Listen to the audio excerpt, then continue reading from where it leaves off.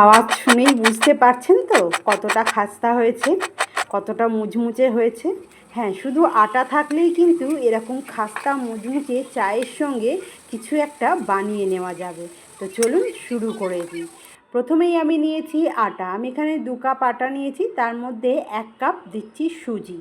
সুজিটা অপশনাল, ভালো না লাগলেও স্কিপ করে যেতে পারেন।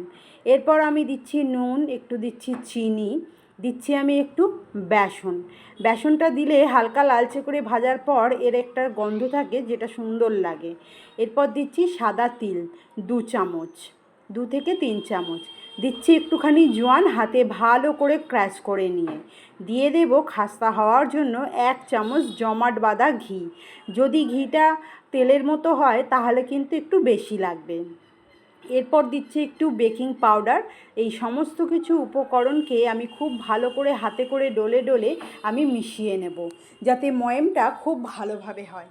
ময়ামটা যতটা ভালো করে মেশানো যাবে, আমাদের এই নিমকি বা বিস্কুট যেটাই বলুন না কেন বেশ সুন্দর খাস্তা হবে।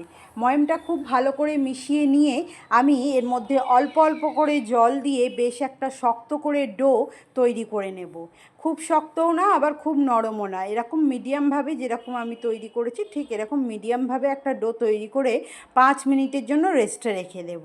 যেহেতু সুজি দেওয়া আছে তাই আমি 5 মিনিটের জন্য রেস্টে রাখলাম, যাতে সুজিটা খুব ভালোভাবে ফুলে যায়। যদি সুজি দেওয়া না থাকে তাহলে সঙ্গে সঙ্গেই মেখে কিন্তু এটা করা যাবে।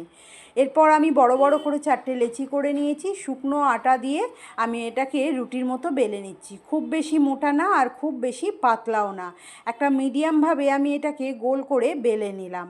এরপর একটা ছুরির সাহায্যে যেরকম ইচ্ছা সেরকম শেপ দেওয়া যায়, তবে আমি চৌকো চৌকো করে শেপটা দিয়ে নিলাম।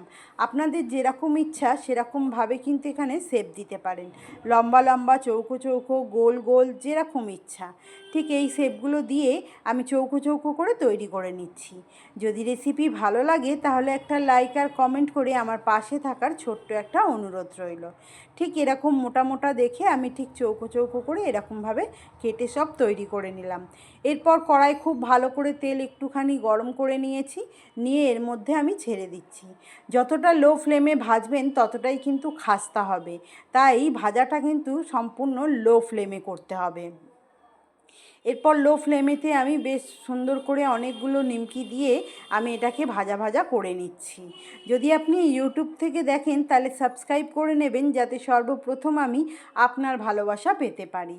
আর যদি ফেসবুক থেকে দেখেন তাহলে ফলো করে নেবেন, যাতে সর্বপ্রথম আমি আপনার কাছে পৌঁছাতে পারি।